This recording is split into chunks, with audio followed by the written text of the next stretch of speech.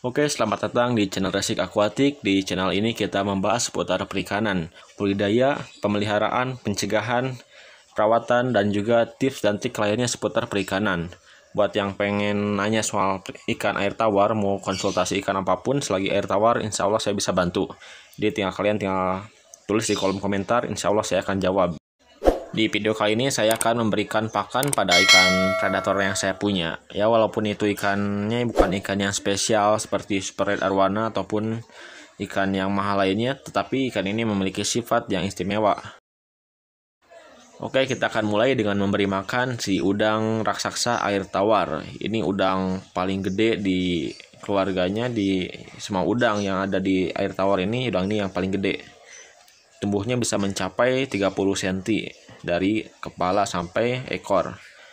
Kalau kumis sama capit galahnya itu gak kehitung ya, karena itu bukan termasuk ke bagian badan.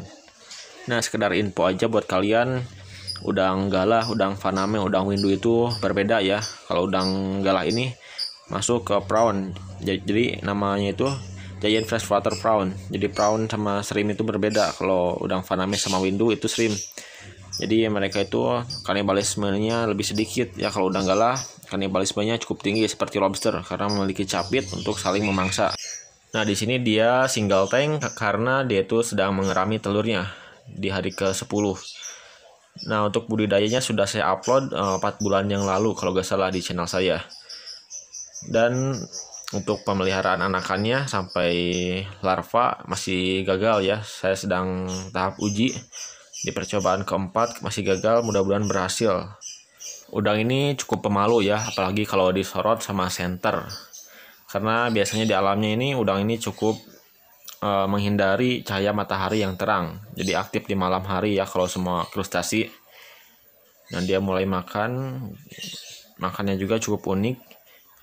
Sekeras apapun yang pakan yang saya berikan seperti kepala ikan betok, pasti dia bisa memecahkannya karena gigi dari krustasi ini cukup kuat.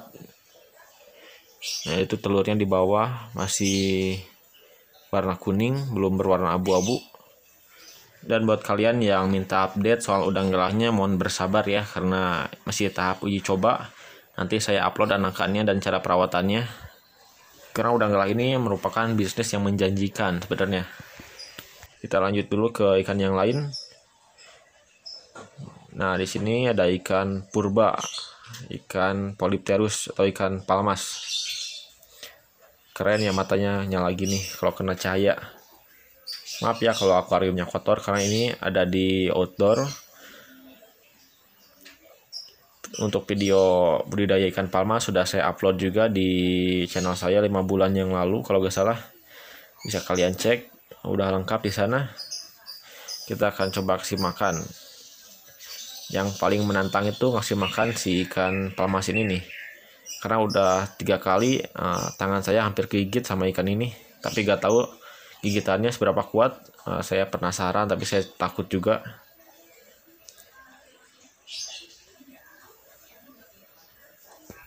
Banyak terjadi nih kasus di ikan palmas ini, di para pencinta palmas.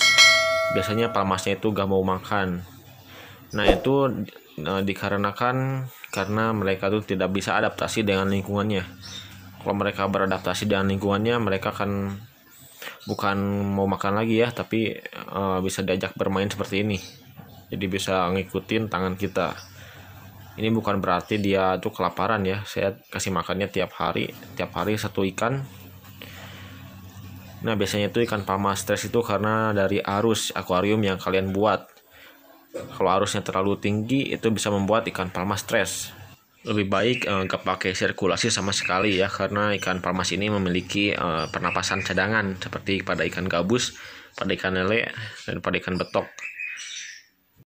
Ikan palmas ini bisa tumbuh sampai 80 cm kalau di akuarium, tetapi di alamnya bisa sampai 1 meter. Nah, untuk yang betina ukurannya biasanya lebih besar dari jantan. Yang jantan lebih ramping dari betina dan terlihat lebih panjang karena ramping ya. Kalau di sini ini ikan betina sudah bertelur 2 kali. Nah, satu lagi yang bikin unik ikan ini adalah ketika kita memegang bagian badannya. Jadi kalau kita pegang dari seri punggungnya itu dia tuh kayak mengeluarkan sedikit, bukan sedikit ya, tapi gelombang getaran yang kecil, entah itu buat apa, tapi kalau kita pegang rasanya itu kayak kesemutan. Ini yang membuat ikan palmas ini unik menurut saya ya. Selain itu juga ikan ini eksotis ya, kalau besar ini dia bakal bergetar. Oke, kita akan pindah ke ikan yang lainnya. Sebenarnya saya itu pengen nambah lagi koleksi predatornya, tapi yang pertama saya tuh bingung karena takutnya saya berangkat untuk kuliah ya ke Sukabumi, dan yang di sini gak ada yang rawat, itu yang membuat saya bingung. Nah, di sini ada satu set indukan udang galah. Kita habisin dulu pakannya di sini. Nah, di sini kolam sebelahnya lagi ada lobster celarki ya, dan campur juga sama benur udang. Tapi bukan udang galah ya, tapi ini udang sungai. Video budidaya lobster dan udangnya juga sudah saya upload di channel ini. Bisa kalian tonton juga kalau penasaran. Biasanya udang galahnya kelihatan, tapi kali ini pada agak kelihatan, cukup keruh airnya. Di sini stok udang sawah untuk makanan si ikan cana. Selain itu bisa juga buat pakan cupang, terutama buat mempercepat mutasi. Banyak orang yang nggak tahu untuk mempercepat mutasi itu bagusnya itu pakai udang, pakai krustasi.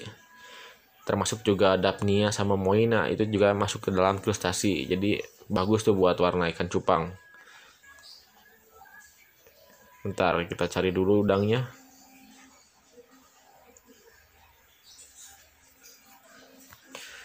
Nah, ini juga cukup menjanjikan ya usaha udang sawah ini. Oke, kita akan cari lagi di sebelah sini. Biasanya sekali tangkap itu dapat 2-3. Mungkin karena pakai tangan kiri jadi agak susah. Oke, kita cukup dapat satu aja. Ini yang lagi bertelur.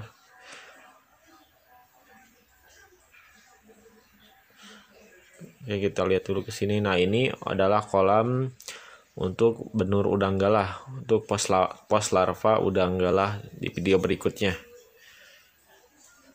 Oke, kita akan masuk dulu. Nah, di sini kita ambil dulu telur udang sawahnya tadi buat indukan cupang betina. Karena protein dari telur udang itu cukup gede, bisa mempercepat pematangan telur pada ikan cupang.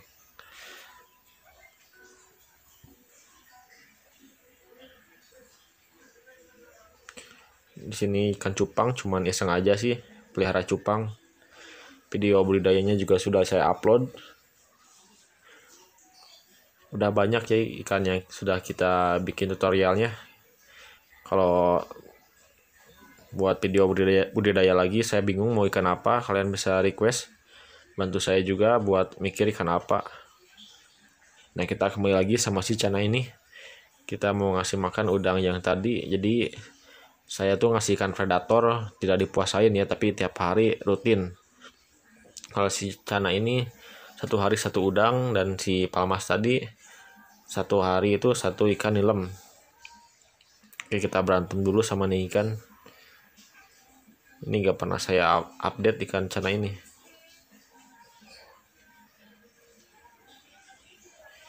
Ini juga bunganya belum keluar. Dan warnanya sedikit pudar karena jarang saya kasih lampu.